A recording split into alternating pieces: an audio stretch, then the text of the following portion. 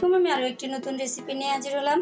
আজকে আমি মাত্র দুটি উপকরণ দিয়ে মজাদার আমের পুডিংয়ের রেসিপি আপনাদের সাথে শেয়ার করব। এখানে আমি দুটো পাকা আম নিয়েছি। আমগুলো আমি কেটে নিব।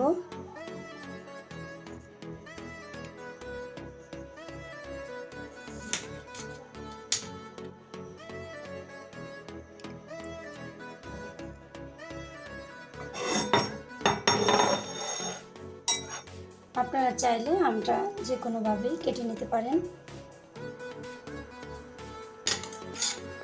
এই আমগুলো আপনারা যেভাবে আপনাদের পছন্দ মতো কেটে নিতে পারেন।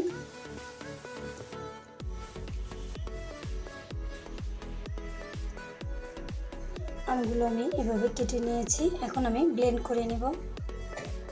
আমগুলো আমি ব্লেন্ড করে নিয়েছি। এখানে আমি হাফ কাপ চিনি নিয়েছি। মিষ্টিটা আপনারা এখানে পছন্দ অনুযায়ী ব্যবহার করবেন।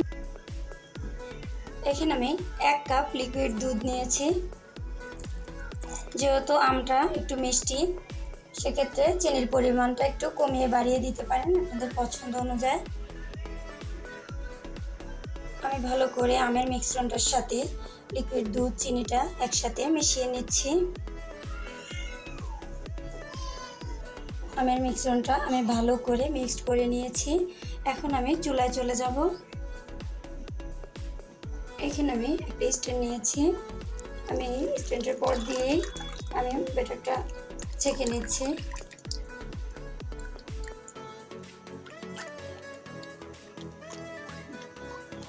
এইভাবে আমের মিশ্রণটা যদি একটু ছেঁকে নেন তাহলে কিন্তু ম্যাঙ্গো পুডিংটা দেখতেও অনেক সুন্দর হবে। যদি একটু ছেঁকে না নেন তাহলে যে একটু আঁশ থাকে সেটা বেশি উঠবে, দেখতে ভালো লাগবে না, খেতেও ভালো লাগবে না। এখন আমি ছেঁকে নিয়েছি। এখানে আমি 500 গ্রামের মতো আমের জুস হয়েছে। এখানে আমি 1 চা চামচ আগার আগার পাউডার দিয়ে দিলাম।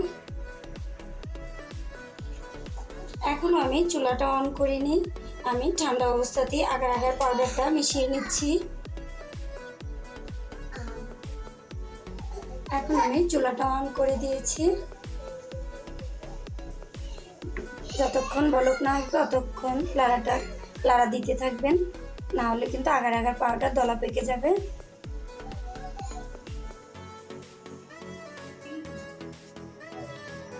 এই প্রোটিন জাতীয় খাবারে লবণটা দিতে হয় না। যদি আপনারা মিষ্টি জাতীয় খাবারে লবণটা বেশি একটা দিতে হয় না। যদি আপনারা পছন্দ করেন তাহলে এখানে একটু লবণ অ্যাড করতে পারেন। আমি লবণটা দিচ্ছি না।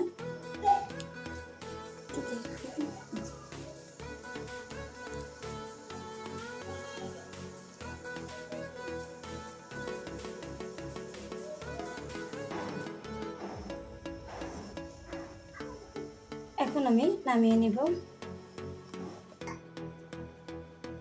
এখন আমি গরম গরম অবস্থাতেই এই বাটিতে ঢেলে দিচ্ছি। যে বাটিতে এই পুডিংটা সেট করবেন সেই বাটিতেই গরম গরম অবস্থাতে ঢেলে দিতে হবে।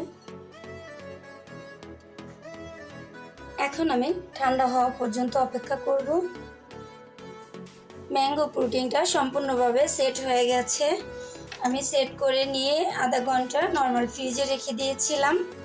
এখন আমি পুডিংয়ের পাশগুলো একটা ছুরির মাধ্যমে একটু ছাড়িয়ে নিচ্ছি।